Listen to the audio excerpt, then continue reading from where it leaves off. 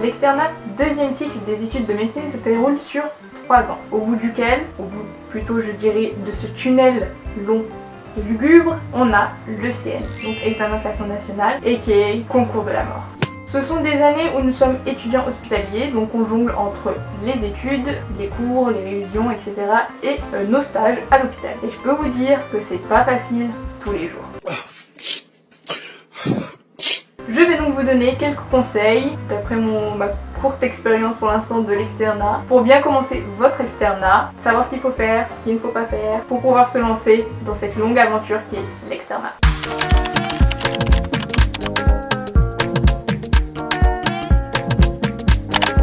Salut tout le monde, c'est Annie. Comme vous l'aurez compris, aujourd'hui on va parler de l'externat. Alors, l'externat, donc 4e, 5e et 6e année de médecine. C'est vrai qu'il y a une différence, une marche entre la D1, donc 3e année de médecine, et la D2, 4e année de médecine. Enfin, personnellement, moi je l'ai ressenti, je pense que d'autres l'ont ressenti, mais c'est pas du tout le même rythme. Par exemple, en P2 D1, on fait beaucoup la fête, on travaille un peu moins, on voit nos potes, on sort, etc. Alors en D2, l'affaire se corse. Donc oui, il y a une étape, sachant qu'il y a aussi le fait qu'on soit en stage, qu'on alterne cours-stage, enfin il y a des facs où ils ont stage le matin et cours l'après-midi, enfin dans ma fac c'est alternance de 6 semaines de cours, 6 semaines de stage, je vous en ai déjà parlé dans ma vidéo. Mon premier trimestre d'externat, vous allez regarder par ici, donc voilà. Mais c'est vrai que j'étais un peu stressée parce que c'est nouveau, t'as plus de responsabilités, enfin vu que t'es en stage, etc. Et qu'à la fin de cet externat, tu as le ciel, le concours final. Ouais, j'ai trouvé ça stressant. Donc on va commencer en numéro 1, je dirais profitez de vos vacances. Profitez des quelques jours qui vous restent, profitez de vos vacances à fond. Je sais qu'il y en a certains qui vont bosser ou qui ont déjà bossé. Personnellement, j'ai pas bossé pendant mes vacances parce que j'ai préféré profiter à fond pour pouvoir bien partir durant l'externat, bien débuter, ne pas déjà me prendre la tête avec les rêves, etc. Après, je peux comprendre qu'avec la réforme du deuxième cycle et que le CN soit avancé pour vous, ça soit un petit peu plus compliqué et que ça devienne un peu plus anxiogène d'avoir que 2 années pour au final passer le concours. Donc ouais, je peux comprendre que certains aient commencé à bosser, mais si vous bossez, en tout cas bossez pas à fond comme si vous étiez dans l'année. Non, profitez de vos vacances parce que vraiment les vacances se font rares. Franchement, amusez-vous, voyagez, voyez vos potes, voyez votre famille, faites ce que vous voulez, profitez. Ensuite, en 2, je dirais qu'il faut bien commencer dès le début, bien se lancer, ne pas prendre de retard, commencer dès le jour 1. Faut vraiment y aller à fond les ballons, ne vous cramez pas trop vite non plus, mais commencez bien, suivez bien vos cours, faites vos items comme vous voulez, si vous voulez faire dans l'ordre du rêve ou si vous voulez faire en fonction des cours ou en fonction de vous comment vous voulez travailler, mais bossez régulièrement. Si vous avez une alternance de stage cours comme dans ma fac, bossez régulièrement pendant les périodes de cours et pendant la période de stage. Je sais que ça peut être compliqué quand vous rentrez par exemple à 18h30, 19h, vous rentrez, vous êtes claqué de votre stage, vous avez vraiment pas envie de faire des rêves. Et entraînez-vous ou lisez des petites fiches. Franchement, je sais que pendant les périodes de stage c'est dur, mais donc essayez de prendre de l'avance pendant les périodes de cours. Je pense que c'est la meilleure chose à faire parce qu'après on est claqué pendant la période de stage et c'est beaucoup plus compliqué après. Donc prenez un petit peu plus de, travaillez un petit peu plus pendant la période où vous êtes en cours, où vous pouvez plus travailler que pendant la période de stage. Après, si vous êtes dans les facs qui font stage le matin et cours l'après-midi, je pense que ça peut donner un bon rythme pour pouvoir travailler aussi parce que vous savez que vous avez que l'après-midi entre guillemets pour travailler, donc que vous allez optimiser ce temps-là et que le matin vous êtes en stage, etc. Après, ça peut être bien si vous tombez dans un stage que vous avez en cours, donc ça peut vous aider à avoir quelques notions, enfin ça peut vous donner des exemples, des notions que vous voyez dans les rêves, etc. Donc ça peut être pas mal aussi. Mais en tout cas, commencez dès le début, ne prenez pas de retard, lancez-vous, allez-y dès le départ. En 3, je dirais qu'il faut être organisé. Il y a un agenda, un planning, faites-vous votre propre organisation, planifiez votre semaine, votre mois si vous voulez planifier votre mois, mais je dirais que planifier chaque fois votre semaine c'est pas mal. Vous mettez les items que vous devez voir dans la semaine, si vous les avez vus, si vous devez faire des exercices, des choses comme ça. Planifiez votre semaine en fonction des stages, en fonction des cours, ça peut vous donner une bonne organisation et ça vous permet d'être un peu plus serein, de pas stresser et dire ah qu'est-ce que je fais cette semaine, ah, qu'est-ce que je fais ce week-end, quel item je dois voir. Vous planifiez tout, vous notez les items que vous devez revoir, vous notez les items que vous n'avez pas vus encore, les cours que vous devez revoir, etc. Ce que vous devez retravailler ou au contraire ce que vous avez bien travaillé et que vous devez revoir, je sais pas, dans 2 semaines par exemple. Voilà, juste des petits exemples comme ça qui peuvent vous permettre de vous organiser mentalement et de voir où est-ce que vous en êtes un petit peu. Ensuite en 4, je dirais qu'il faut s'exercer. Franchement, faites des QCM, vraiment.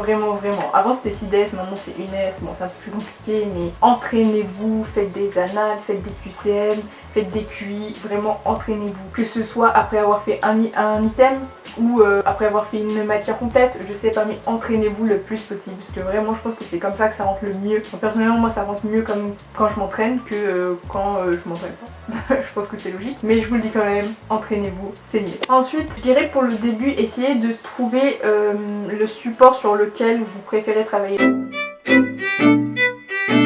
Travaillez au début sur différents supports et voyez ce que vous préférez. Si vous préférez directement travailler sur les refs ou si vous préférez travailler sur des fiches, que ce soit les fiches codex, les fiches...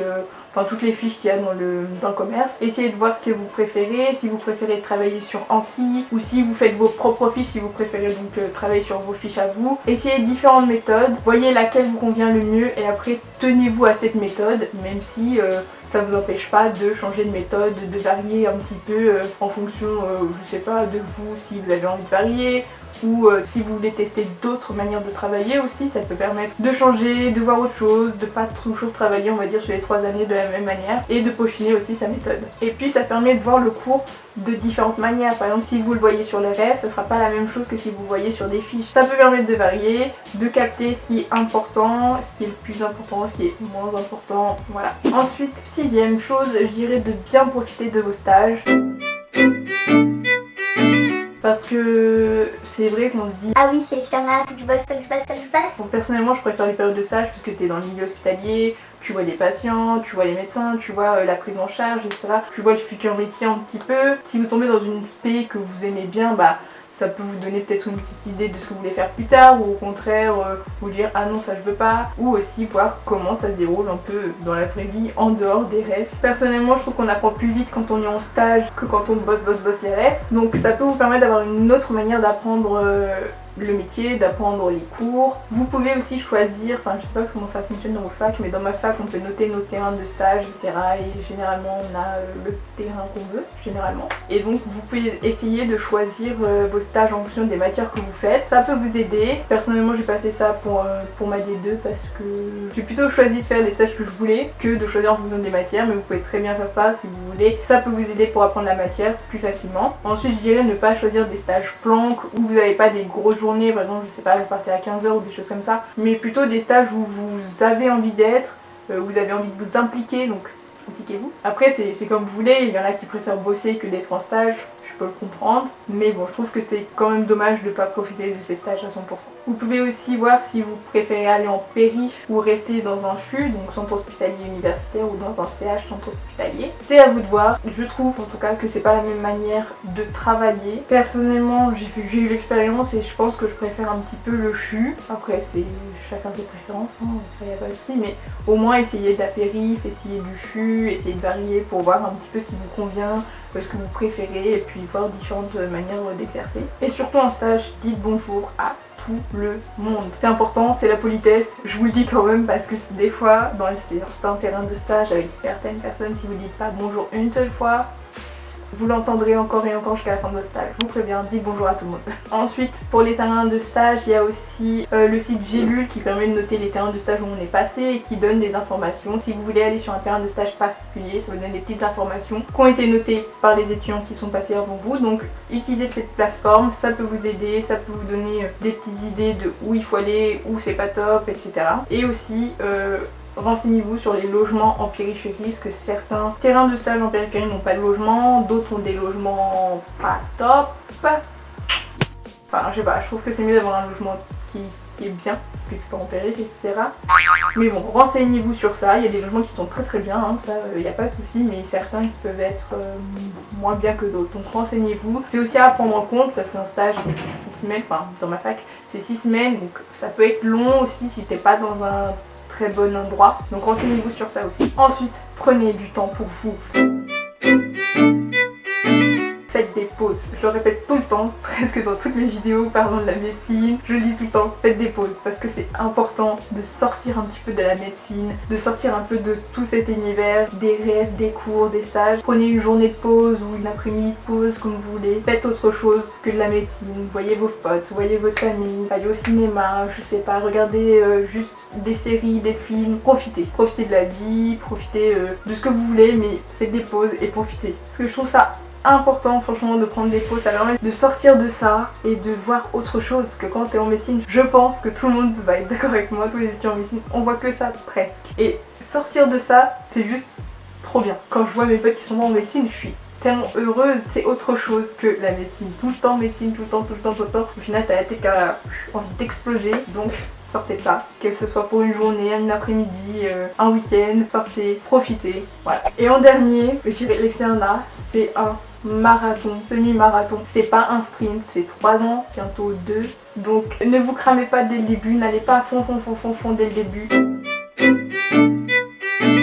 Gardez aussi un petit peu de force pour la fin parce que je pense que la fin va être un petit peu plus compliquée, vous en aurez marre. Allez-y tranquillement, mettez le turbo au bon moment, mais surtout ne vous cramez pas dès le début parce que vous allez arriver en D4 et vous allez être éclaté. Right behind, everything hurts and I'm dying.